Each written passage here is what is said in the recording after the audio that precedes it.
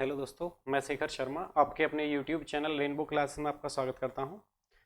आज मैंने जो आपको लास्ट दो क्लास में पढ़ाया है कि संख्या क्या है, विभक्ति के नियम से किस तरीके से प्रश्न आते हैं जो एसएससी सीजीएल या सीएचएसएल या एमटीएस के पेपर में प्रश्न आए हैं, मैं आज उनकी प्रैक्टिस कराने वाला हूं। आज मैंने टॉप 20 प्रश्न लिए हैं और इसके बाद अब आपकी जो क्लास आएगी, जो लास्ट एग्जाम हुए हैं, तो टॉप के 20 प्रश्न ही मैं आपके लिए लेके आऊँगा। टॉप 20 प्रश्न में ये है कि सारे चैप्टर रिवाइज में चलते रहेंगे, बाकी टॉपिक भी चलेंगे और प्रश्न टॉप 20 की सीरीज चलेगी टॉप 20। और अगर आपकी सभी की कमेंट में टाइमिंग आएगी कि इस टाइम लाइव क्लास आनी चाहिए, तो उस पर भी हम काम करेंगे, ठीक है। तो देखेंगे पहला प्रश्न क्या कह रहा है आपसे। देखो, एक बार पहले उसे देख ले रहे हैं जो हमने लास्ट क्लास में किया था। लास्ट क्लास में हमने जाना था कि संख्याएं क्या होती हैं, ये संख्याएं क्या होती हैं।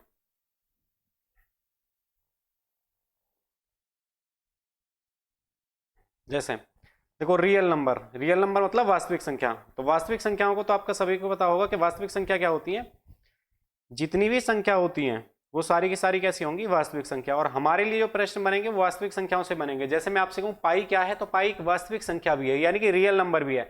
आपने पढ़ा होगा पाई एक अपरिमेय संख्या है। पाई अपरिमेय के साथ क्या है, एक वास्तविक संख्या भी है। क्योंकि वास्तविक संख्या जो होती है वो दो प्रकार की होती है। नंबर एक पे आती है रेशनल नंबर और नंबर दो पे आती है इरेशनल नंबर। और अगर ये वास्तविक संख्याओं के ही पार्ट हैं तो आप ये कह सकते हैं ये तो आपकी परिमेय संख्या और ये आपकी अपरिमेय संख्या। तो इसका मतलब क्या है कि जो ये अपरिमेय संख्या है ये भी वास्तविक संख्या होंगी। अब देखो, इरेशनल नंबर यहीं रुक जाते हैं। जैसे आपका पाई है, रूट में जो भी संख्या लिखी होगी वो सारी की सारी क्या होंगी, अपरिमेय संख्या होंगी। इसके बाद रेशनल नंबर होते हैं कि देखो जो भी संख्या है संख्या रेखा पर प्रस्तुत की जा सकती है, या ये कह सकते हैं जो संख्या रूट में ना लिखी हो वो सारी की सारी संख्या क्या होंगी, वो आपकी परिमेय संख्या कहलाएंगी। और परिमेय संख्या दो प्रकार की होती है। एक तो होती है फ्रैक्शन यानी कि भिन्न, और एक होती है आपकी इंटीजर। इंटीजर मतलब पूर्णांक। अब पूर्णांक आपके दो प्रकार के होते हैं, नेगेटिव और पॉजिटिव। और शून्य को किस में रखा गया है, पॉजिटिव इंटीजर में। जो मैंने आपको लास्ट क्लास में बताया था कि पॉजिटिव इंटीजर जो होते हैं वो शून्य को पॉजिटिव में काउंट कर लेते हैं। बाकी शून्य पॉजिटिव में है या नहीं वो अगली बात है।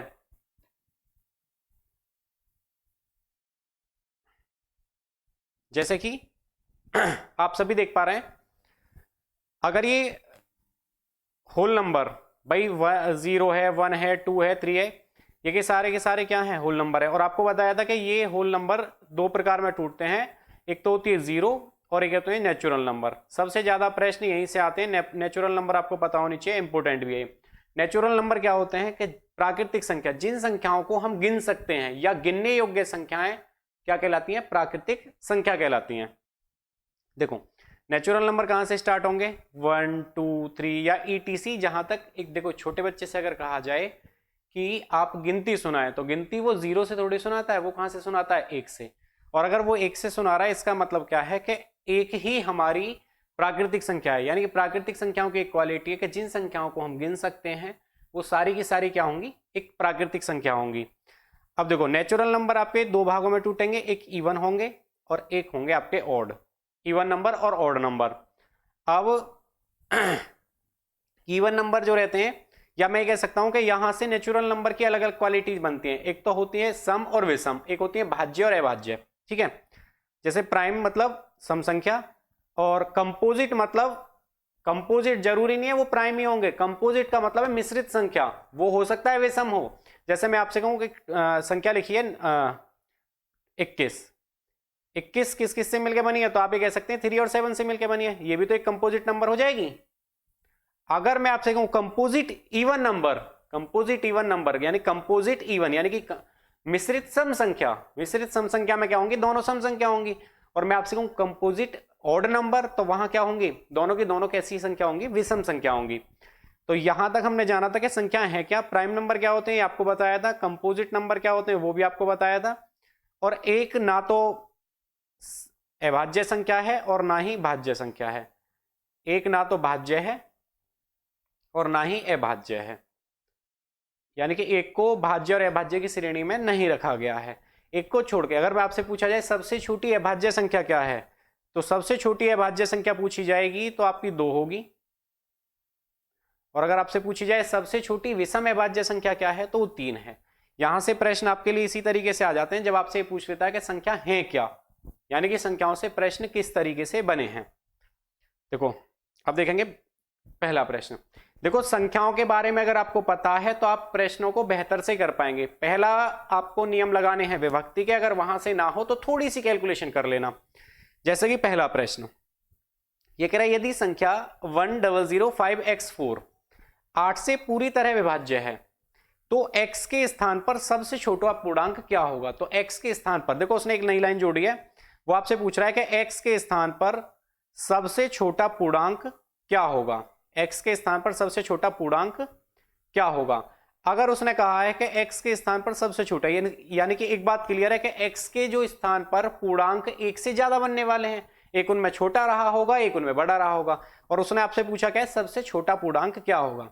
देखो if the number 1005x4 is completely divisible by 8, इसका मतलब क्या है कि उसने कहा है कि वह ये एक संख्या लिखी है और इस संख्या को उसने बताया कि 8 से पूर्णतः विभक्त हो जाती है। तो पहला काम है आपको यह पता होना चाहिए कि 8 से विभक्त होने का नियम क्या है, 8 से विभक्त होने का नियम क्या है। तो देखो 8 से विभक्त होने का नियम मैं थोड़ा सा साइड में लिखे दे रहा हूं। देखो 8 से कटने का नियम है, लास्ट वीडियो में आपको बताया भी था कि जिस संख्या के लास्ट 3 अंक यानी कि लास्ट 3 डिजिट से बनी संख्या अगर 8 से विभक्त हो जाती है तो वह संख्या 8 से विभक्त हो जाएगी। यानी कि लास्ट 3 अंक से बनी संख्या यदि 8 से विभक्त होती है तो वह संख्या 8 से विभक्त हो जाएगी। और अगर 8 से इसी तरीके से विभक्त होना है तो आप ये कह सकते हैं कि एक संख्या लिखिए 5x4, और अगर ये 8 से विभक्त होती है तो एक बार बताओ कि यहां से अगर मैं इस संख्या को ऐसे ले लूं 504 या 514 या 524, मैं x की जगह मैंने 1 2 3 रख लिए, या मैं कह सकता हूं 5, देखो ऑप्शन में 0 1 2, और अगर मैं लिख सकता हूं 5 4 4। अब एक बार बताओ अगर मैं यहां 8 का भाग करता हूं, भाई बाकी इनसे हमें कोई मतलब ही नहीं है, क्योंकि 8 के नियम ने हमें एक बात बताई कि जिस संख्या के अंतिम 3 अंकों से बनी संख्या, और अंतिम 3 अंकों से बनी संख्या आपके पास क्या बन रही है, वो बन रही है 5x4, तो आपको भाग किस में करना है 5x4 में ही करना है। तो 5x, x की जगह मैंने ऑप्शन उठा दिए, मैंने ले लिया 0 है 1 है या 2 है या 4 है, इस तरीके से। तो मैंने 8 का भाग यहां किया, 8 6 48, बचे कितने 2, संख्या क्या बन गई फिर से 24। इसका मतलब अगर संख्या 504 है तो पूर्णतः विभक्त हो जाएगी, और अगर संख्या 504 पूर्णतः विभक्त हो रही है तो आप एक बात कह सकते हैं कि x के स्थान पर क्या बनेगा, x के स्थान पर क्या वैल्यू बन जाएगी, x के स्थान पर 0 बनेगी। अब देखो इसकी एक क्वालिटी और है कि जब भी आपके लिए इस तरीके से प्रश्न आ जाए और आपसे ये पूछ ले कि x के स्थान पर, यानी कि ये बीच वाला नंबर आपसे पूछा हो, बीच में यानी कि बीच को खाली किया हो और 8 का नियम लगाना हो, तो आपने क्या करना है, जब भी 8 का नियम आप लगाएंगे तो x की वैल्यू हमेशा 2 बनेंगी, कम से कम 2, अधिकतम 3 भी बन सकती हैं। x की वैल्यू हमेशा कम से कम 2 कम से कम होंगे, और अधिकतम कितनी वैल्यू बन सकती है 3। जैसे इसी प्रश्न में मैं यहां x की जगह 0 भी ले सकता हूं, और ये 4 के अंतर पे चलता है, 0 में 4 जोड़ेंगे 4 और 4 में 4 जोड़ेंगे 8। इसका मतलब x की 3 वैल्यू पॉसिबल हैं, वो क्या है 0 4 और 8। अब एक बार बताओ अगर मैंने इसे 504 लिया है, या मैंने 544 लिया है, या मैंने 548 लिया है, या सॉरी 54 नहीं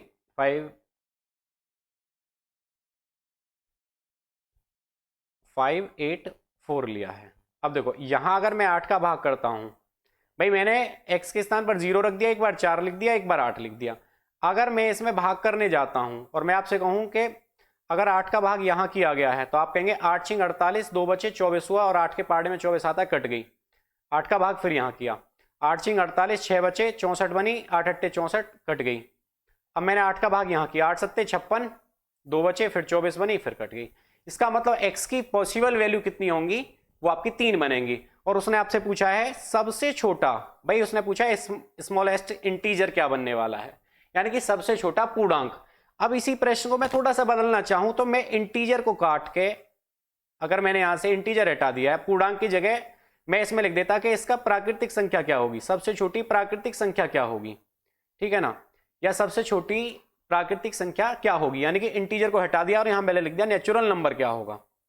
तो प्रश्न का उत्तर बदलने वाला है, फिर आपका 0 आंसर नहीं होगा, फिर आपका आंसर क्या होगा, फिर आपका आंसर 4 हो जाएगा। क्यों हो जाएगा, क्योंकि 0 आपकी इंटीजर तो है पर सबसे छोटी नेचुरल नंबर नहीं है, तो 0 को तो काउंट नहीं करना है। इसी तरीके से प्रश्न को दिल्ली पुलिस में बदला गया, वहां आपसे देखो उसने सबसे छोटा पूर्णांक नहीं बोला, आपसे पूछता था कि 50 प्रथम 50 प्राकृतिक संख्याओं का योग क्या है, तो फिर 50 तक लेनी थी। और अगर मैं आपसे कहूं पहले 50 पूर्णांकों का योग क्या है, तो फिर वो तो 49 तक ही जाएंगे, क्योंकि उसमें 0 काउंटिंग में आ जाएगी। इसीलिए क्या है कि प्रश्न को ध्यान से पढ़ना है। अगर आपको ये छोटी छोटी बातें पता है तो आप प्रश्न सही कर पाएंगे, वरना पेपर के आंसर की आने तक आपका उत्तर तो सही रहता है, और जब आंसर की आती है तो फिर आप उस क्वेश्चन को लेकर घूमते हैं टीचरों के पास कि सर मेरा प्रश्न गलत हुआ है, ठीक है ना। तो वहां आप गलती ना करें, प्रश्न को ध्यान से पढ़ना है, उसके बाद सॉल्यूशन करना है। अगर इसमें पूर्णांक बोला गया है तो उत्तर 0 है। अगर मैं आपसे कहूं सबसे छोटी प्राकृतिक संख्या क्या बनेगी, तो फिर इसका उत्तर 4 है, ठीक है ना। तो इसका उत्तर क्या बन गया, 0। आते हैं अगले प्रश्न पे। देखो दूसरा प्रश्न आपसे कह रहा है कि जब 200 को एक धन पूर्णांक x से, देखो फिर से धन पूर्णांक की बात आई, धन पूर्णांक x से विभाजित किया जाता है तो शेषफल 8 प्राप्त होता है। अगर 200 को हमने x से भाग किया है और शेषफल 8 आया है, इसका मतलब क्या है कि 192 यानी कि 192 एक ऐसी संख्या रही होगी जो x से पूर्णतः विभाजित होगी, यानी कि x से पूर्णतः विभाजित होने वाली संख्या क्या है, 192 है। और अगर 192 x से पूर्णतः विभाजित हो जाती है तो आपको क्या करना है, 192 के फैक्टर कर लेने हैं, 192 के फैक्टर। अगर जल्दी से आप कर पाते हो तो बहुत बढ़िया, नहीं आप गुणनखंड विधि से कर लेंगे। जैसे ये संख्या 2 से कट जाएगी, 2 से काटेंगे, 2 नाम 18 और 2 छिक्के 12, फिर 2 से कटेगी 48 दूनी 96, फिर 2 से काटेंगे 2 दूनी 4 और 2 चौके 8, फिर 2 से काटेंगे 1 और 2, फिर 2 से जाएगी 6 बार, फिर 2 से 3 बार और फिर 3 से 1 बार। इसका मतलब मैं इसे ऐसे लिख सकता हूं, देखो 2 कितनी बार आया है, तो आपने कहा जी 3 और 3 6 बार, यानी कि 2 की घात 6 गुणा 3। भाई 2 की घात 6 गुणा 3, तो आपका काम है कि इसमें पहले ये निकालने हैं इसके कुल गुणनखंड कितने होंगे। जब भी आपको कुल गुणनखंड निकालने हो, मैं लिखे दे रहा हूं, कुल गुणनखंड निकालने हो, कुल गुणनखंड,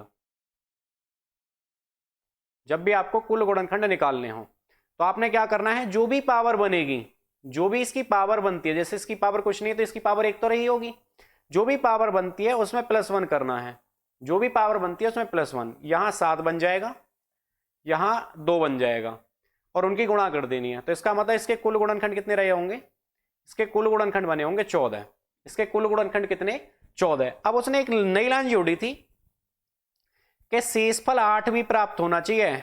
अब शेषफल 8 प्राप्त होने की क्वालिटी है कि जो भाग देने वाली संख्या होगी वो 8 से बड़ी होगी, और अगर 8 से छोटी संख्या से भाग करता हूं तो शेषफल 8 थोड़ी बचेगा। अगर मैं आपसे कहूं 4 से भाग देने पर कितने शेष प्राप्त हो सकते हैं, तो आप कहेंगे 1 बच सकता है, 2 बच सकता है, 3 बच सकता है, 4 नहीं बच सकता, क्योंकि 4 से तो 4 भाग देने पर 0 हो जाएगा, ठीक है ना। इसका मतलब क्या है कि भाग देने वाली संख्या हमेशा शेषफल से बड़ी होगी, और अगर हमेशा भाग देने वाली संख्या शेषफल से बड़ी होगी तो आप ये कह सकते हैं कि इसके जो गुणनखंड रहे होंगे वो 8 से बड़े रहे होंगे। और अगर 8 से बड़े हैं तो देखो मैं इसी संख्या को लेता हूं, क्या ये संख्या 1 से कट जाएगी, क्या ये संख्या 2 से कट रही है क्योंकि इसके फैक्टर में 2 है, क्या ये संख्या 3 से कट रही है क्योंकि इसके फैक्टर में 3 भी है, क्या ये संख्या 4 से कट रही है, तो आप कहेंगे हाँ, क्योंकि 2 दूनी 4 बन जाता है। क्या ये संख्या 5 से कट रही है, तो आपने कहा 5 से नहीं कटेगी। क्या ये संख्या 6 से कट रही है, तो आपने कहा हाँ, क्योंकि 3 और 2 मिलकर 6 बना देंगे तो ये संख्या 6 से भी कटेगी। क्या ये संख्या 8 से कटेगी, तो आपने कहा हाँ जी 8 से भी कट जाएगी। क्यों कट जाएगी, क्योंकि 2 की पावर 3 तो मेरे पास है ही, भाई 2 की पावर 6 था, क्या इसका मतलब 2 की घात 3 है। देखो ये तीनों संख्या मिलकर 8 बना रही है क्या, और अगर 8 बना रही है, क्या संख्या 8 से कट रही है, तो इसका मतलब इसे काटने वाली कितनी संख्या बन गई, तो आपने कहा 3 और 3 6 संख्या ऐसी हैं जो इसे पूर्णतः विभक्त कर रही हैं। और अगर 6 संख्या ऐसी हैं तो आप ये कह सकते हैं -6 लगा दो, और अगर -6 लगा दिया तो इसका मतलब 8 संख्या ऐसी रही होंगी जो इससे पूर्णतः विभक्त कर देंगी, या x के कितने संभव मान है, तो आप ये कह सकते हैं x के 8 संभव मान होंगे, जो कौन सा है, ऑप्शन नंबर सी आ गया है। इसी के जैसा मैंने एक प्रश्न और लिया है। देखो पहला काम क्या है, जो शेष बचे उसे घटा देना और उसके बाद जो संख्या बचती है उसके फैक्टर करने हैं, और फैक्टर करने के बाद जो शेष हो उससे छोटी जितनी भी संख्या बने उन्हें आपको घटा देना है कुल गुणनखंड निकालने के बाद। जैसे अगला प्रश्न देखते हैं, बिल्कुल इसी के जैसा लिया है और मैंने टाइप वाइज लिए हैं। देखो ये भी एसएससी सीजीएल का ही प्रश्न है, ठीक है। इसी तरीके के फिलहाल में प्रश्न आ रहे हैं, ट्रेंड में भी हैं। जैसे देखो अगला प्रश्न कह रहा है जब 732 को किसी धन पूर्णांक x से विभाजित किया जाता है तो शेषफल 12 बचता है, तो x के कितने मान हो सकते हैं। इसका मतलब वही बात है, x के कितने मान हो सकते हैं। मुझे बताओ 732 से भाग दिया गया, शेषफल कितना बचा दिया उसने, 12। और अगर शेषफल 12 है इसका मतलब 720 ऐसी संख्या रही होगी जो पूर्णतः विभक्त हुई होगी। भाई 720 ऐसी संख्या रही है जो पूर्णतः विभक्त हो रही है, और अगर 720 पूर्णतः विभक्त हो रही है तो इसका मतलब 720 के गुणनखंड करने पिछले प्रश्न की अपेक्षा आसान है, क्योंकि मैं इसे ऐसे लिख सकता हूं 72 गुणा 10। भाई 72 गुणा 10 सीधा 720 बन जाएगा। अब देखो 72 के गुणनखंड करने आसान, क्योंकि 9 8 72। क्या 10 को मैं ऐसे लिख सकता हूं 2 गुणा 5? क्या मैं 10 को ऐसे लिख सकता हूं ना 2 गुणा 5? अब मुझे बताओ 9 का मतलब है 3 की घात 2 गुणा 8 जो बना है वो बना है 2 की घात 3। देखो 2 की घात 3 ये है और 2 की घात 1 ये है, तो क्या 2 की घात 4 बन जाएगी ये? क्या ये 5 की घात 1 है? और अगर मैं आपसे कहूं इसके कुल गुणनखंड कितने, इसके कुल फैक्टर कितने होंगे, तो आपका काम है कुल गुणनखंड कभी भी निकालने हो, हमेशा जो भी पावर बनती है बस आधार एक जैसे कर लेना, +1 करके गुणा करनी है। जैसे यहां 2 है तो 2 और 1 3, यहां 4 है, 4 और 1 5, यहां कितना है 1 है, 1 और 1 2। हमेशा सब संख्याओं में अपनी तरफ से 1 1 जोड़ दो। तो आपने कहा 3 पंजे 15 और 15 दूनी 30, 3 पंजे 15 15 दूनी 30। अब देखो मुझे एक बार बताओ कि शेषफल 12 था, इसका मतलब 12 से जितनी भी छोटी संख्या होंगी जो 720 को काट रही हैं वो इसके फैक्टर में काउंट नहीं होंगी, वो इसके फैक्टर में काउंट नहीं होंगी, क्योंकि 12 से छोटी है तो शेषफल 12 नहीं बचने वाला। तो आपका काम है कि 12 से छोटी जितनी भी संख्या हैं जो 720 को काटती हैं उन्हें हटा देना है। जैसे कि 1 हटा दिया, 1 से तो सारी संख्या कटती है, 2 को हटा दिया, 3 है तो 3 को भी हटा दिया, 4 भी गया क्योंकि 4 2 की घात 2 से बन जाएगा, 5 यहां लिखा है तो 5 भी हटेगा, 6 2 और 3 से मिलकर बना है हट जाएगा, 7 कहीं है 7 नहीं है ना तो 7 को नहीं लेंगे, 8 2 की घात 3 8 होती है तो यहां तो 2 की घात 4 है तो काउंटिंग में आएगा 9, 3 की घात 2 है ना 9 भी गया, 10 भी गया और 12 भी गया, क्योंकि 12 बना है 4 तिया 12 से। तो मुझे बताओ कितनी संख्या ऐसी हैं जो 12 या 12 से छोटी हैं, जो 12 या 12 से छोटी हैं जो इसे काट रही हैं। तो आपने कहा एक संख्या, दो संख्या, 3 4 5 6 7 8 9 10। इसका मतलब अगर मैं इसमें से 10 घटा देता हूं तो आपका उत्तर आ जाएगा क्या? अगर मैंने इसमें से 10 घटा दिया तो आपका उत्तर आ जाएगा क्या? इसका मतलब आपका उत्तर कितना आ गया? इसका उत्तर आ गया 20 संख्या ऐसी होंगी जो इसके संभव मान बनेंगे, जो 732 को पूर्णतः विभक्त करने के बाद 12 शेष बचा देंगे। अभी कभी आपसे देखो छोटी संख्याओं में ये पूछ सकता है वो संख्या क्या हो सकती है क्या नहीं हो सकती, फिर तो आप ऑप्शन से टैली कर लेंगे, भाग करना बता देंगे वो उत्तर क्या आ जाएगा।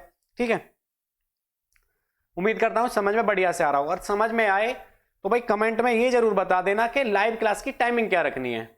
चलो चलते हैं फिर अगले प्रश्न पे। देखो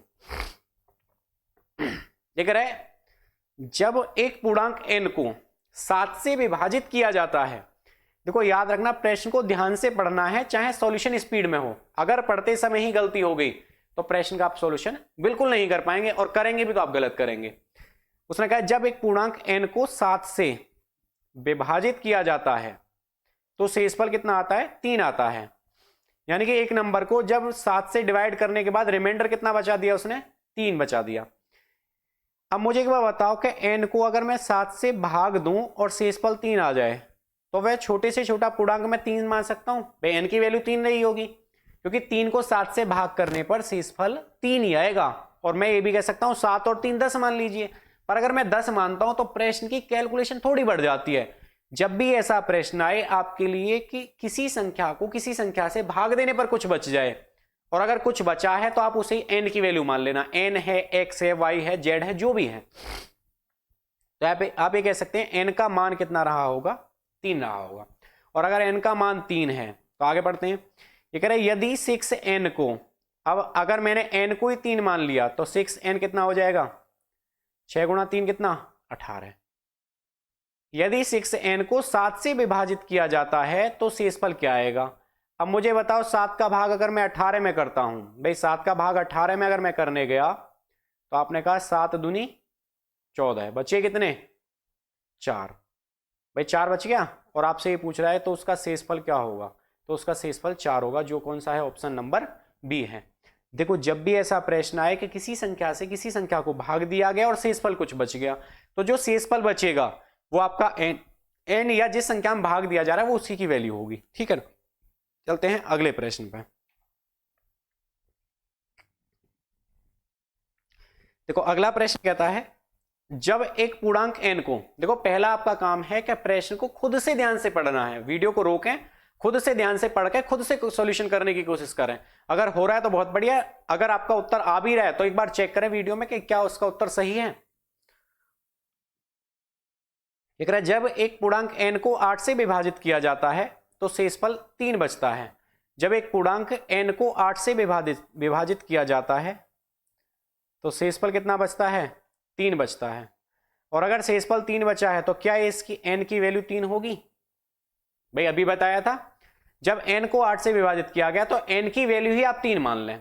ठीक है, यदि 6n, n की वैल्यू अगर 3 है, यदि 6n माइनस 1 को 8 से विभाजित किया जाएगा तो शेषफल क्या आएगा। तो आपने कहा 6 तिया 18 माइनस 1 भाग 8, 18 में से 1 गया 17 और भाग 8 का कर दिया 8 दूनी 16।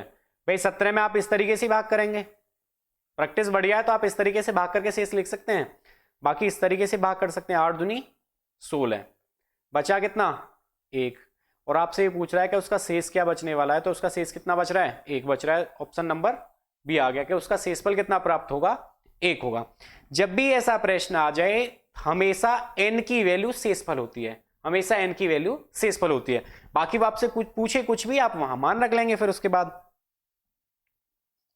चलते हैं थोड़ा सा आगे। देखो ये कह रहा है x के किस मान के लिए 7 अंकीय संख्या, और संख्या लिखिए 91876x2 संख्या 72 से विभाज्य है। अब देखो 72 से, देखो 72 के नियम का एक बढ़िया सा लॉजिक ये है कि जब भी 72 से आ जाए और केवल एक मान पूछा हो तो आप इसमें कोई और नियम मत लगाना, केवल 9 का नियम लगाओ, उत्तर आ जाएगा। 9 का नियम लगाओ और उत्तर आ जाएगा। लास्ट वीडियो में आपको ये बात बताई थी 9 से कटने का नियम क्या है, इस पे एक पूरा चैप्टर बना है, अंकों का योग या डिजिट सम चैप्टर है, वो आपके गणित के ज्यादातर चैप्टरों का सॉल्यूशन डायरेक्ट कर देता है। जैसे ये कह रहा है 9 से कटने का नियम, 9 से कटने का नियम है जिस संख्या के अंकों का योग, मैं एक बार फिर से लिखे दे रहा हूं, जिस संख्या के अंकों का योग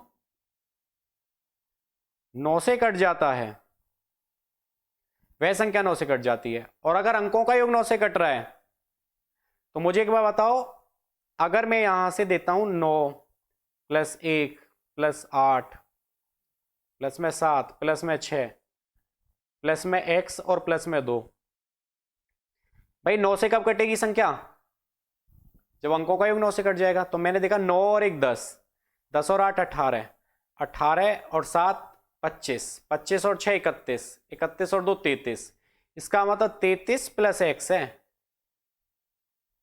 बटे में कितना 9। अब मुझे बताओ 33 के बाद कौन सी संख्या है जो 9 से कटती है, तो आपने कहा वह संख्या तो 36 है। और अगर वह संख्या 36 है तो x का मान मैं क्या ले सकता हूं, तो आपने कहा x का मान आप 3 ले सकते हैं, जो आपका उत्तर बन जाएगा। x का मान कितना ले सकते हैं, 3 ले सकते हैं, जो आपका क्या बनेगा, उत्तर बनेगा।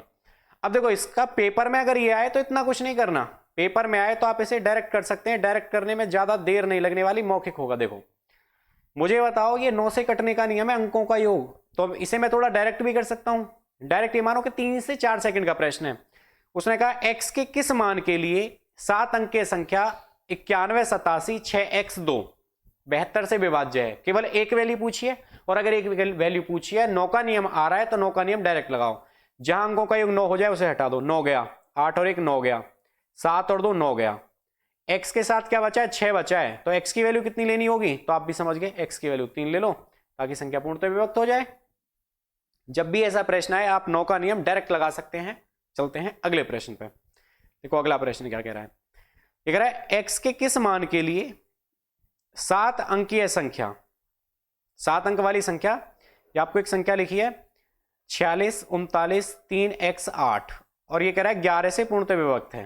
भाई 11 से पूर्णतः विभक्त हो जाती है, और अगर 11 से पूर्णतः विभक्त हुई है तो आपको लिखवाया था कि इसके सम स्थान पर स्थित अंकों का योग और विषम स्थान पर स्थित अंकों का योग का अंतर या तो 0 हो या 11 का गुणज हो।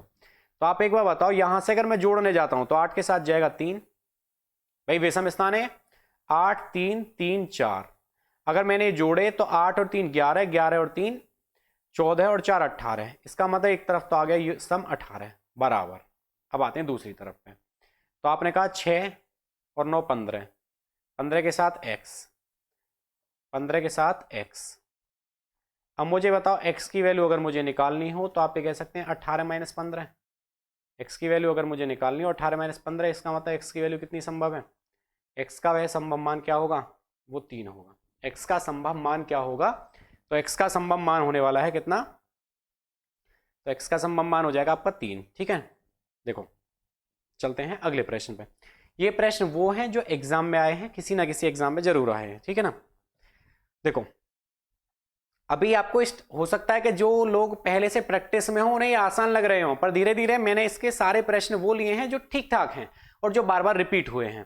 तो हो सकता है कि आगे आपका, देखो अगर आपकी प्रैक्टिस बढ़िया है तो आपका पहला काम है कि प्रश्न का सॉल्यूशन आना चाहिए। दूसरा काम है प्रश्न का सॉल्यूशन कम समय में आना चाहिए। भाई सिलेक्शन तो जब ही होता है ना जब आप कम समय में और प्रश्न को सही कर पाओ। चलो अगले प्रश्न को देखते हैं क्या कह रहा है। ये कह रहा है संख्या 94 खाली स्थान दिया है 2 3 5 7 में खाली स्थान पर किस अंक को रखना चाहिए या प्रतिस्थापित करना चाहिए ताकि वह 11 से विभाज्य हो। फिर से पिछले प्रश्न की तरह बन गया है। आपसे पूछ रहा है 11 से विभाज्य हो। अगर ये 11 से विभाज्य है तो आपका काम वही है, सम स्थान पर स्थित अंकों का योग और विषम स्थान पर स्थित अंकों का योग बराबर होना चाहिए। और बराबर होना चाहिए तो एक बार संख्या को लिखते हैं 9 4 x ले रहे हैं इसे 2 3 5 7। तो देखो 7 और 3 10, 10 के साथ x और 9 19। इसका मतलब आप ये कह सकते हैं 10 और 9 19 प्लस x बराबर कितना? तो आपने कहा 5 और 2 7, 7 और 4 11, 7 और 4 11। तो x का मान कितना? तो आपने कहा जी 11 माइनस 19, 11 माइनस 19। तो आप ये कह सकते हैं x का मान कितना? तो आप ये कह सकते हैं -8। x का मान कितना? -8। अब आप x की वैल्यू माइनस में थोड़ी लिखेंगे, और अगर ये वैल्यू माइनस में आ रही है तो आप एक बात ध्यान रखना कि जब भी जिसका नियम लगाएं उसमें से उसे घटा देना। तो आप ये कह सकते हैं 11 माइनस 8, और 11 में से 8 गए तो इसका उत्तर कितना आने वाला है? 3। इसका उत्तर कितना आने वाला है? 3। इसका उत्तर कितना रहेगा? 3। क्योंकि ऐसा हुआ होगा, यहां अगर मैं x की जगह 3 रख देता हूं तो देखो इधर तो हो जाएगा 22, इधर हो जाएगा 22, और 22 में से अगर मैं 11 घटाने गया तो बचेगा कितना? 3। भाई अगर 22 में से मैं 11 घटाने गया तो बचेगा कितना? 11। और 11 का नियम ये कहता है कि सम स्थान पर, या मतलब सम स्थान पर स्थित अंकों का योग और विषम स्थान पर स्थित अंकों के योग का अंतर या तो 0 हो जाए या 11 का गुणज। इसीलिए मैंने यहां क्या लिया है, इनका 11 का गुणज ले लिया, जो आपका क्या बन गया है? उत्तर बन गया है। चलते हैं अगले प्रश्न पे। तो इसका उत्तर कितना? 8 नहीं है, क्योंकि 8 जो आ रहा था वो माइनस में था, आपको पॉजिटिव वैल्यू चाहिए थी, तो इसका उत्तर कितना है? 3 है। ठीक है ना। देखो अगला प्रश्न आपसे क्या कह रहा है। कह रहा है 3 धन पूर्णांक संख्याओं के वर्गों का योग 1029 है। देखो बिल्कुल ऐसा प्रश्न केवीएस का एग्जाम हुआ उसमें भी आया, सीआरपीएफ हेड कांस्टेबल का एग्जाम हुआ उसमें भी आया, संख्या अलग अलग थी बस बाकी उसमें। ठीक है ना। पर सेम प्रश्न, यही प्रश्न तो एसएससी, जीडी, सीएचएसएल, एमटीएस इनमें पूछे गए या सीजीएल में पूछे गए, और यही प्रश्न आपका केवीएस में, यानी कि प्रश्नों का क्या है कि प्रश्न बार बार रिवाइज हो रहे हैं, बस संख्याओं को बदलना है। 1029 है और वे संख्या 1:2:4 के अनुपात में है। तो सबसे बड़ी और सबसे छोटी संख्या के बीच अंतर क्या होगा? देखो आप एक बार बताओ, क्या अनुपात दे दिया कितना? 1:2:4 और ये कह रहा है कि इनके वर्गों का योग कितना है? 1029 है। मुझे बताओ ये अगर मैं इसके साथ x लगा के चलता हूं और मैं इनका वर्ग कर देता हूं, भाई मैंने x लगाया और इनका वर्ग कर दिया, तो आप ये कहेंगे 1x², इसका मतलब मैं इसे x² ही लिख सकता हूं। और उसने कहा है कि इनके वर्गों का योग, योग का मतलब चिन्ह प्लस लगा के चलना है। 2 दूनी 4 x² प्लस 4 चौक 16 फिर से x² बराबर कितना? 1029। मुझे बताओ 16 और 4 20, 20 और 1 21, x² बराबर कितना? 1029। मुझे बताओ 21 से संख्या कट जाएगी, 21 पंजे 105, ज्यादा होता है तो आप कहेंगे 21 चौक 84 और 1 के पहाड़े में 9 कब आएगा? 9 बार। 21 निम्मा 189 कट गया होगा, तो x बराबर कितना आ गया? x बराबर आ गया 7, क्योंकि x² की वैल्यू अगर 49 है तो x का मान क्या होगा? 7 होगा। आपसे पूछ के आ रहा है कि सबसे बड़ी संख्या और सबसे छोटी संख्या के बीच अंतर क्या है? मुझे बताओ संख्या थी किस अनुपात में? तो आपने कहा अच्छा जी 1:2:4 के अनुपात में है। मुझे बताओ एक संख्या तो बन गई 7, दूसरी बन गई 7 दूनी 14, तीसरी बन गई 7 चौक 28। आपसे पूछ रहा है सबसे छोटी और सबसे बड़ी संख्या का अंतर क्या है, तो कितने का आ गया? सबसे छोटी और सबसे बड़ी संख्या में अंतर आ गया 21 का। तो कौन सा ऑप्शन आ गया? Option number A. देखो अगर वर्ग हैं तो आप वर्ग करके जोड़ दें, अगर अंतर कुछ और दिया होता तो आप कंपेयर वहां से करते। प्रश्न में जो दिया है कंपेयर कर लाओ, उसके बाद जितना आए कैलकुलेशन करने के बाद उसकी सब जगह गुणा कर देनी है, ठीक है ना। चलते हैं अगले प्रश्न पे। चलो एक बार करने की कोशिश करें। ये तो आपका नंबर सिस्टम में दिया है, पर प्रश्न तो एलसीएम एचसीएफ का है। एक बार खुद से करने की कोशिश करें।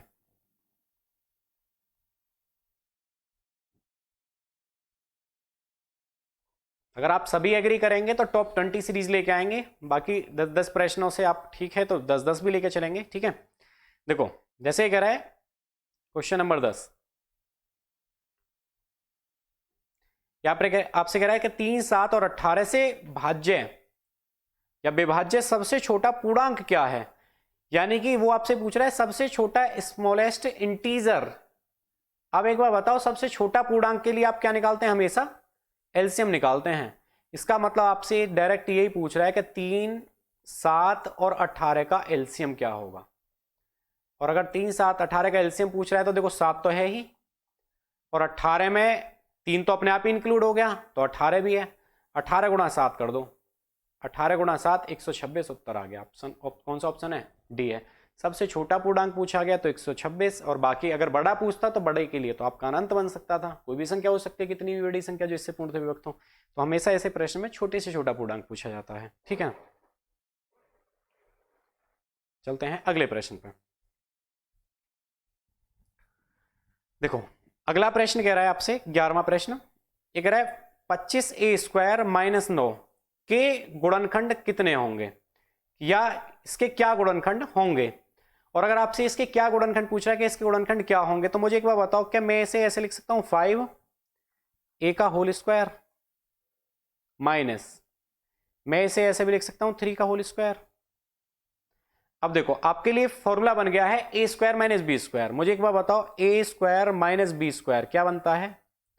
तो आप ये कह सकते हैं इसका जो फॉर्मूला बनता है, एक ब्रैकेट में a + b और दूसरे ब्रैकेट में a - b।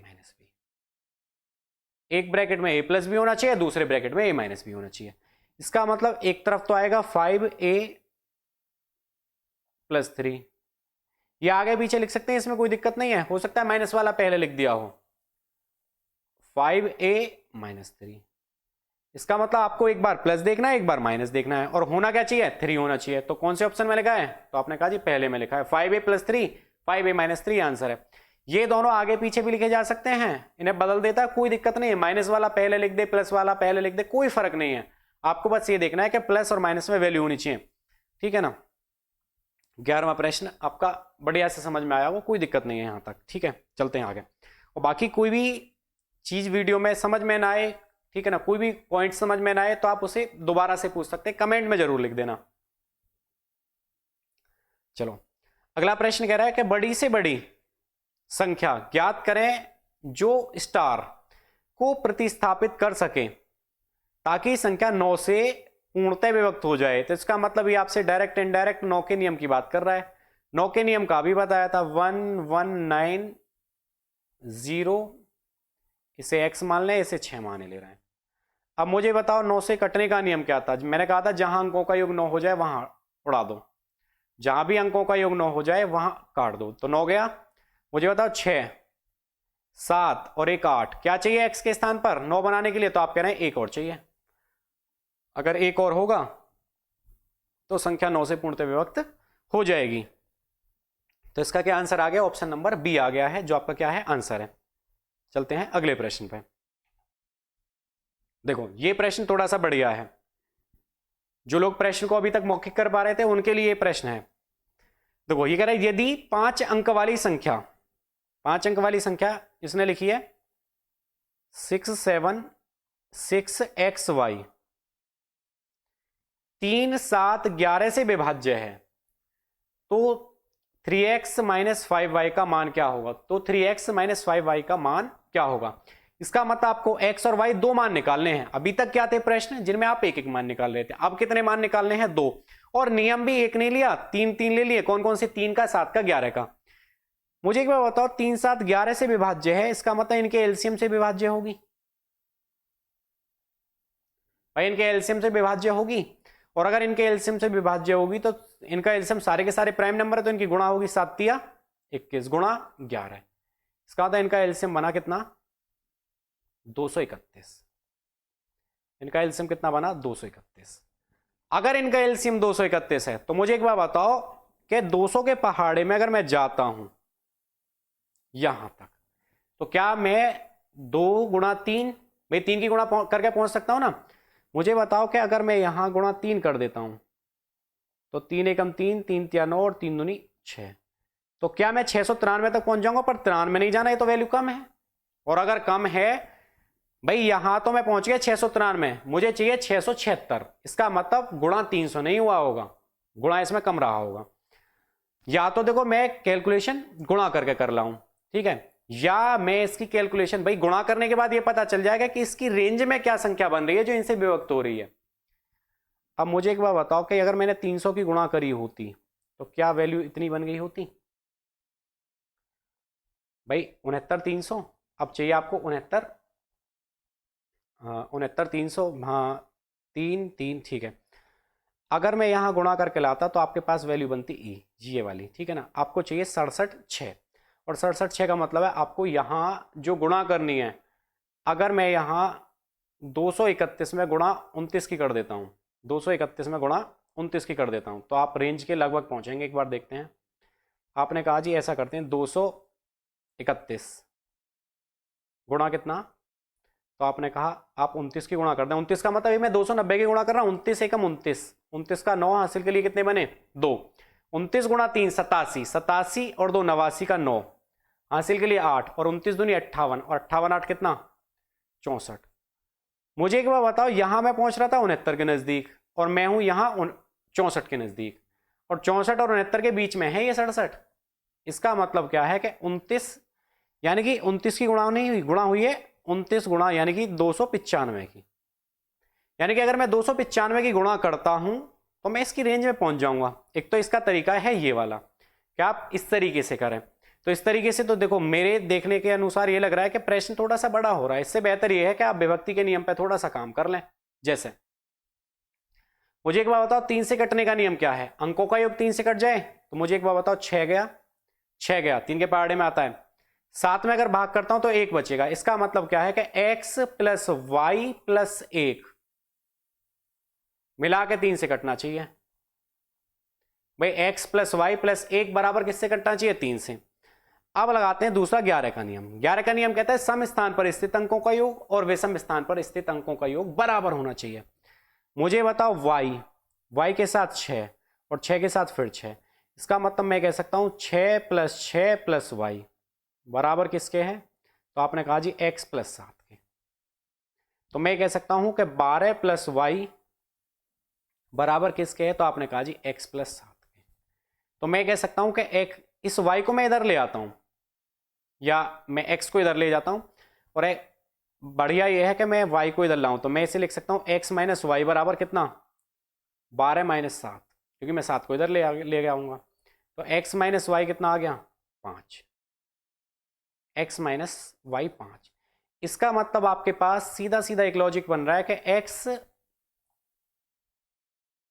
+ y + 1 3 से कटना चाहिए, और x - y का जो अंतर है वो 5 आना चाहिए। तो इसका मतलब x और y की मैं वैल्यू ले सकता हूं, x और y की मैं वैल्यू ले सकता हूं अपनी तरफ से कुछ, जैसे भाई x और y होंगे तो एक अंक के, और अगर एक अंक के ही होंगे तो मैं 9 ले सकता हूं, और इनका अंतर 5 आना चाहिए तो मैं यहां 4 ले सकता हूं। भाई 9 में से 4 जाएंगे तो 5 आ जाएगा।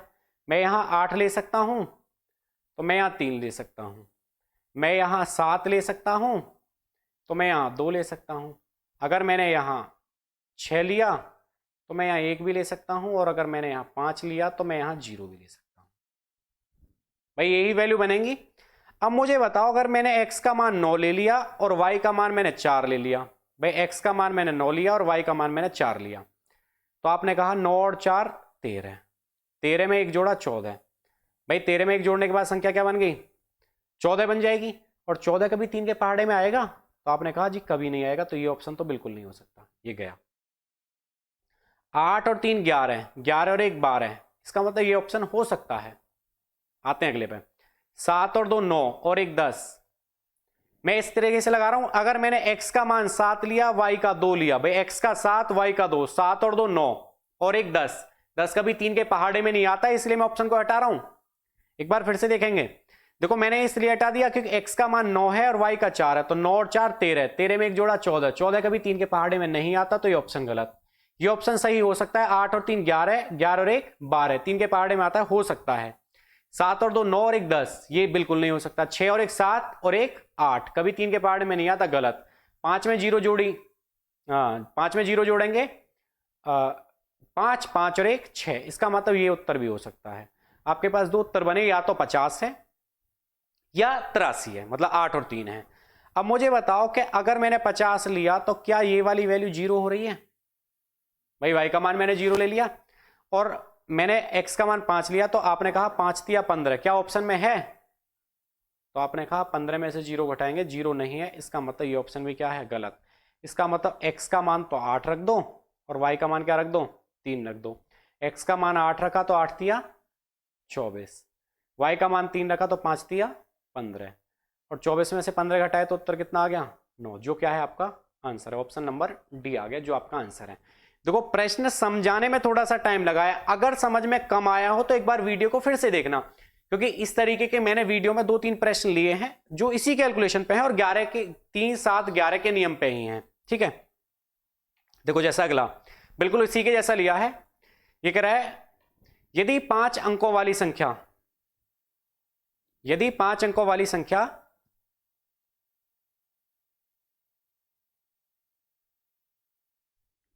यदि 5 अंकों वाली संख्या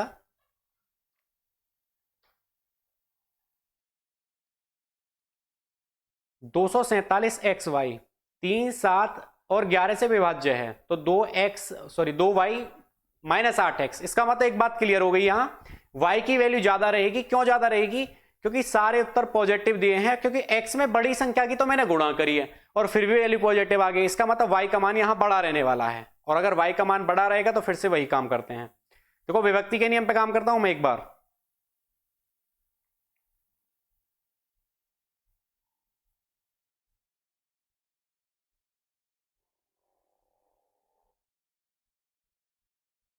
देखो 7 और 2 9, 3 के पहाड़े में आता है, 4 में भाग करेंगे 1 बच गया, इसका मतलब फिर से वही 1 + x + y किससे कट रहा है?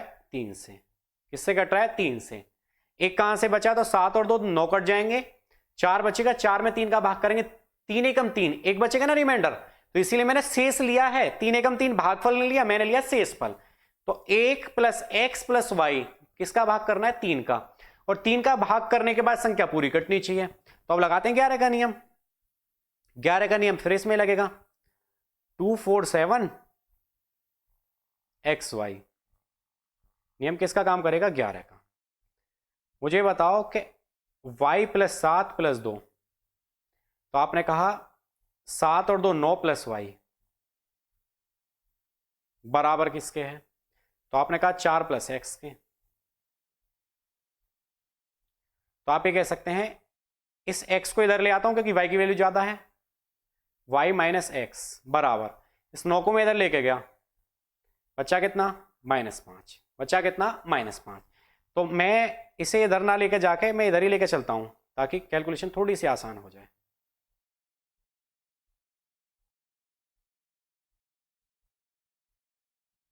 मैं इसे ऐसे लिख सकता हूं, x माइनस वाई बराबर 5। भाई इसे इधर ले गया, इसे इधर ले आया, और y की वैल्यू अब ज्यादा लेनी है, तो मैं ये कह सकता हूं कि y की वैल्यू ज्यादा लेने के लिए आपका एक काम रहेगा कि y का मान अगर हमें ज्यादा लेना है तो देखो, y का मान मैं यहीं से रख सकता हूं कि इनका अंतर 5 होना चाहिए, और अगर इनका अंतर 5 होना चाहिए तो मैं ये कह सकता हूं कि यहां से y का मान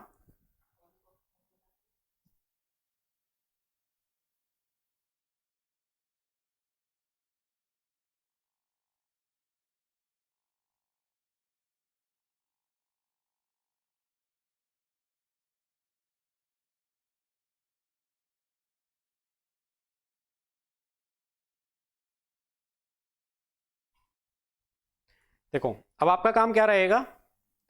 आपका काम रहेगा कि इन संख्याओं में देखो, मुझे एक बार बताओ कि अगर यहां मैं कोई भी वैल्यू रखता हूं तो y का मान तो बड़ा लेना है, और y का मान बड़ा लेना है तो मुझे ये 22 तक पहुंचाना होगा, और अगर 22 तक पहुंचाना होगा तो y देखो, इनका अंतर तो ऐसा हो,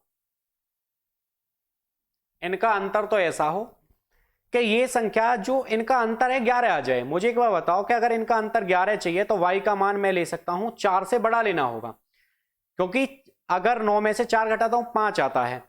तो एक बार बताओ कि y का मान मैं स्टार्ट करता हूं 6 से, भाई 9 और 6 15 हो जाएगा, 15 में से 4 जाएंगे तो 11 आ जाएगा। इसका मतलब ये अगर 7 होगा तो ये 1 होगा, क्योंकि 9 और 7 16 होगा, 4 और 1 5 होगा, और 16 में से 5 जाएंगे तो 11 आ जाएगा। ये 8 होगा तो ये उस कंडीशन में 2 होगा, क्योंकि 9 और 8 17 होगा, 4 और 2 6 होगा, 17 में से 6 जाएंगे फिर 11 जाएगा, क्योंकि मैं इनका अंतर 11 लेना चाहता हूं 11 की गुणज पे। मैंने अगर ये 9 ले लिया तो क्या ये मुझे 3 लेना होगा, और अगर मुझे ये 3 लेना होगा तो कंपेयर करके लाते हैं एक बार फिर से यहीं से।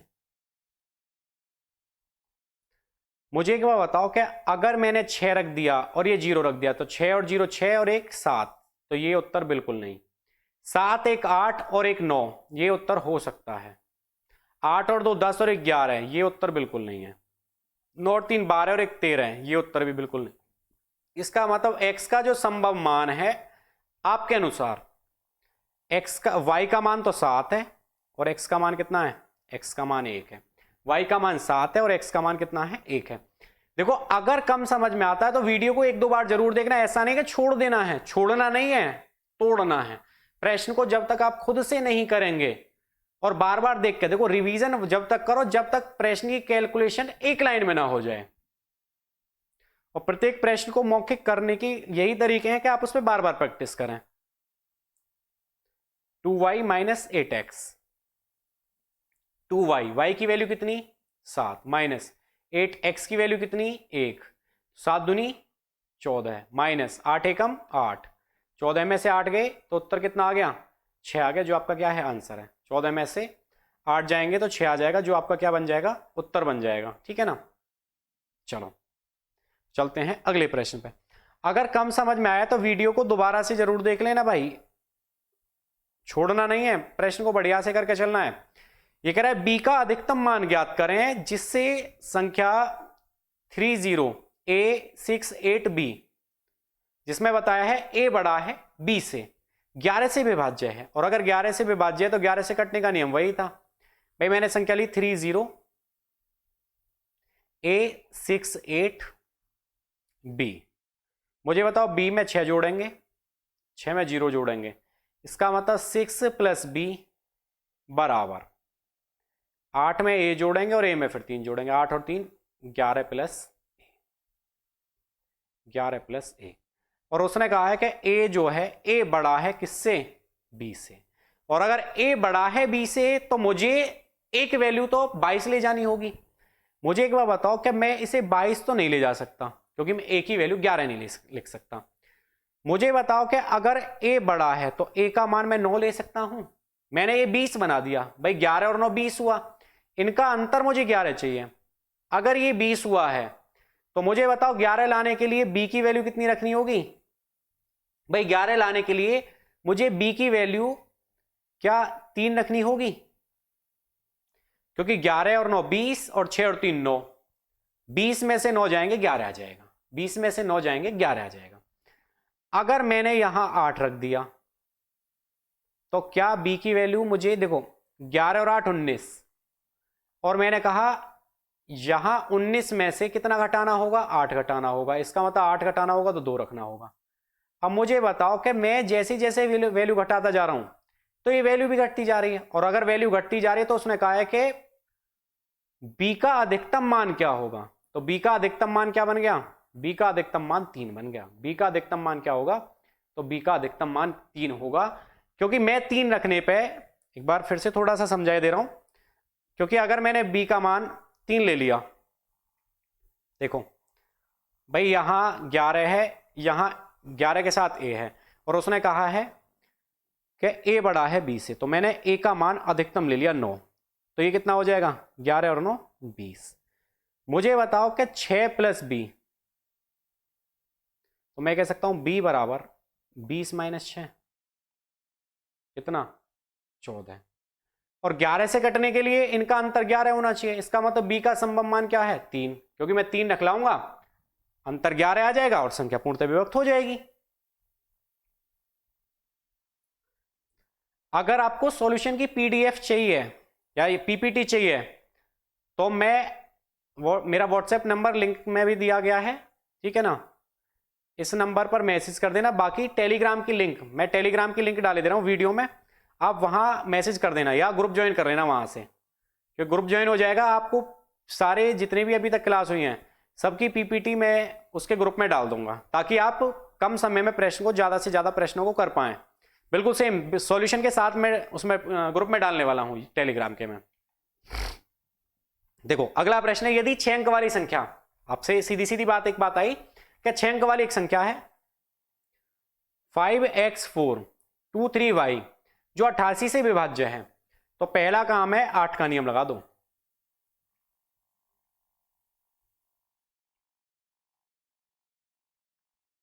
आठ दूनी 16, बचे कितने? 7। अब y आ गया, मुझे बताओ 8 के पहाड़े में 7 पे क्या आता है? तो आपने कहा 8 नाम 72, और अगर 72 बन जाएगी तो संख्या विभक्त हो जाएगी, और अगर 72 बनने पे विभक्त हुई है तो y का जो संभव मान है वो क्या 2 है? y का जो संभव मान है वो क्या 2 है? और अगर y का संभव मान 2 है तो बस हो गया प्रश्न। आपने कहा जी 5x 4 2 3 y का संभव मान 2, लेके चलते हैं, जोड़ते हैं एक बार, 2 और 2 4, 4 के साथ x, तो आपने लिखा 4 + x बराबर 5 और 4 9, 9 और 3 12। इसका मतलब x का जो मान है क्या वो 8 है? x का मान 8 आ गया, और y का मान कितना आया था आपके सामने? 2 आया था। y का मान 2 और x का मान 8। करते हैं सॉल्यूशन। अब देखो पूछ क्या रहा है, वो आपसे कह रहा है 5x - 8y, 5x - 8y, 5x x की जगह 8 माइनस 8y, 8y y की जगह कितना 2। अब देखो 8 पंजे 40 माइनस 8 दूनी 16, 40 में से 16 घटा दिए कितने 24, 40 में से 16 गए 24, कौन सा ऑप्शन आ गया? डी आ गया, जो आपका क्या है आंसर है। देखो प्रश्न को बढ़िया से समझना है और विभक्ति के नियम पे काम करना है। जितना आप विभक्ति के नियम पे काम कर जाएंगे उतनी जल्दी सॉल्यूशन आ जाएगा। चलो ये कह रहा है ये संख्या 3 से विभाज्य है यदि संख्या 5306 P2 3 से विभाज्य है तो P के अधिकतम मान और लघुत्तम मान के वर्गों का योग क्या होगा। तो देखो पहला काम 3 से कटने का नियम, 3 से कटने का नियम है अंकों का योग, अंकों का योग 3 से कट जाना चाहिए। वह संख्या 3 से कट जाती है। तो देखो 3 गया, 6 गया, 5 और 2 7, 7 में अगर 3 का भाग करता हूं तो कितना बचेगा शेष। भाई शेष 1 बच जाएगा ना। 7 में अगर 3 का भाग किया 3 दूनी 6 1, इसका मतलब 1 प्लस पी किससे डिवाइड है 3 से। इसका मतलब पी की जगह मैं 2 रख सकता हूं ताकि 3 हो जाए। अगला मैं 5 रख सकता हूं ताकि 6 हो जाए। अगला मैं 8 रख सकता हूं ताकि 9 हो जाए। इसका मतलब पी के मैं 3 मान रख सकता हूं। क्या 2 5 और 8 क्यों रखा, क्योंकि मुझे 3 बनाना है अंकों का योग या 3 के गुणज में होना चाहिए। तो अगर पी का उसने कहा है पी के लघुत्तम और अधिकतम, इसका मतलब देखो लघुत्तम मान पी का 2 है, 2 का वर्ग कितना 4 और पी का अधिकतम मान 8 है, 8 का वर्ग कितना 64। पूछ क्या रहा है के बीच का अंतर क्या होगा, यानी कि 64 और 4 का अंतर पूछ रहा है। 64 और 4 में अंतर कितने का है, तो आपने कहा 64 और 4 में अंतर है 60 का। 64 और 4 में अंतर कितने का है 60 का। कौन सा ऑप्शन आ गया, ऑप्शन नंबर ए आ गया, जो आपका क्या है आंसर है। चलते हैं अगले प्रश्न में। अगला प्रश्न 18वें प्रश्न का आप आंसर मुझे कमेंट में बताएंगे। 18वें प्रश्न को मैं छोड़कर चलता हूं, इसका आंसर आप मुझे कमेंट में बताएंगे। अगर आप कमेंट में बता रहे हैं तो मैं ये मान के चलूंगा आप वीडियो बढ़िया से देख रहे हैं। और अगर कोई भी प्रश्न समझ में नहीं आएगा तो मैं स्पेशल आपके क्वेश्चन के लिए जरूर वीडियो लेके आऊंगा। अगर आपकी समझ में कोई भी प्रश्न नहीं आता है तो मैं जरूर वीडियो लेके आऊंगा। अगर आप मेरी वीडियो में ये बात बता रहे हैं 18वें प्रश्न का आंसर क्या आने वाला है। देखो जो अभी प्रश्न क्या है क्वेश्चन नंबर 17 बिल्कुल उसी की तरह है। भाई 8 और 4 12 गया, 5 और 2 7 गया। इसका मतलब फिर से वही बचा है k प्लस 1। अभी निकाला था 3 से विभक्त होने के लिए मान क्या क्या थे, 2 था, 5 था और 8 था। आपसे पूछा है k के अधिकतम मान और लघुत्तम मान के वर्गों का योग क्या होगा। k का अधिकतम मान 64, भाई 8 है, 8 का वर्ग 64 और k का न्यूनतम मान 2, 2 का वर्ग कितना 4। इनका देखो पिछले प्रश्न में अंतर पूछा था और ये सारे प्रश्न मैंने अपनी तरफ से नहीं लिखे, एसएससी के पेपर के ही उठाए हैं। इसके वर्गों का योग कितना, तो आपने कहा 68 आ गया। इससे पहले पेपर में पूछा गया था कि इनके वर्गों का अंतर क्या है, इस पेपर में पूछा गया है इनके वर्गों का योग क्या है।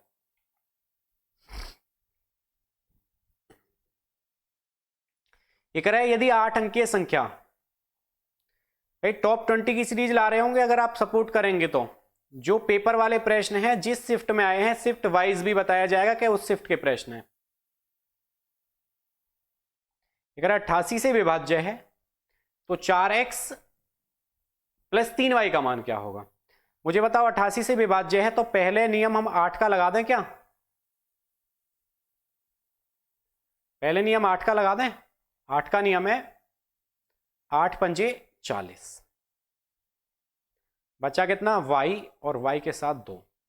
मुझे बताओ कि अगर मैं यहां 8 या 24 लिख देता हूं, सॉरी 8 चौक 32, और अगर मैंने 8 चौक 32 लिखा होगा,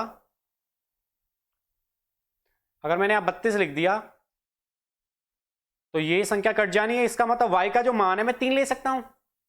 भाई y का मान मैं 3 ले सकता हूं। अगर मैंने y का मान 3 ले लिया तो इसका मतलब y का दूसरा मान भी बचेगा क्योंकि बीच वाली संख्या है। y का मान 3 और दूसरा y का मान क्या होगा, 3 में 4 जोड़ के 7। इसका मतलब y के दो संभव मान है, या तो 3 है या 7 है। अब मुझे दोनों लेने होंगे। अब देखो 2 प्लस 4 प्लस 4 प्लस 0, यानी कि 2 और 4 6 और 4 10। एक तरफ तो आ गया सम 10, दूसरी तरफ देखते हैं x plus y plus 7 plus 2, तो x plus y plus 7 plus 2। इसका मतलब ये हो गया x प्लस वाई, 7 और 2 का मतलब 9। इसका मतलब x प्लस वाई बराबर 1, x प्लस वाई बराबर 1। मुझे एक बार बताओ कि x प्लस वाई बराबर 1 के, अगर 1 के है तो 1 तो कभी नहीं आ सकता क्योंकि x y का ही मान 3 है, तो 11 से कटने का नियम दूसरा ये भी है कि इनका अंतर जो हो 11 हो। तो इसका मतलब मैं ये कह सकता हूं इसमें अगर मैंने 11 जोड़ दिया तो x प्लस वाई मुझे 12 चाहिए। x प्लस वाई का मान कितना चाहिए? 12, जिसमें मैंने y का मान कितना ले लिया? 3। तो मैं x का मान 9 ले सकता हूं, ये 9 और 3 12 हो जाएगा। एक बार मान रख के देखते हैं, 9 गुणा 4, इसमें आपसे जो उत्तर पूछा है, आपसे पूछ रहा है 4x प्लस 3y। अगर मैंने x की जगह 4 रख दिया तो 9 चौक 36 प्लस 3 तिया 9, 36 और 9 45, जो कि ऑप्शन में दिया है। तो आंसर क्या आ गया? इसका मतलब इसने x का मान 9 लिया होगा और y का मान 3 लिया होगा। और उम्मीद करता हूं यहां तक प्रश्न बढ़िया से समझ में आए होंगे। अगर प्रश्न बढ़िया से समझ में आ रहे हैं और वीडियो में कोई दिक्कत नहीं है, अगर पिक्चर क्वालिटी में कोई दिक्कत नजर आए या बैकग्राउंड कलर में कोई दिक्कत नजर आए तो आप कमेंट में जरूर लिखें। ब्लैक ज्यादा सही है, व्हाइट ज्यादा सही है, ग्रीन ज्यादा सही है, जिस भी आप कलर को प्रेफर करेंगे हम उसी कलर पे आपकी पीपीटी बनाएंगे और उसका सॉल्यूशन टेलीग्राम के जो आपकी पीपीटी है, जो सॉल्यूशन है इस तरीके से जैसा आप देखना चाहते हैं, ये सारा सॉल्यूशन मैंने ये पीपीटी में टेलीग्राम ग्रुप में भी डाल दूंगा। और आप टेलीग्राम ग्रुप को वीडियो के डिस्क्रिप्शन में मैं लिंक दे देता हूं, वहां से आप डाउनलोड कर लेना। पुराना लिंक एक्सपायर है, मैं सभी वीडियो में उसका लिंक भी बदल दूंगा। आप पुराने ग्रुप को छोड़कर नए ग्रुप को ज्वाइन कर लें। और बाकी अगर आप सपोर्ट करेंगे और टाइम जरूर बताएं कि किस टाइम आपकी लाइव क्लास होनी चाहिए, और आप लाइव क्लास का टाइम बताएंगे, जिन ज्यादा स्टूडेंटों के कमेंट जिस टाइम के लिए आएंगे उसी टाइम हम लाइव क्लास रखेंगे। बाकी मिलेंगे अगली वीडियो में इसी मेहनत के साथ। जय हिंद, जय भारत।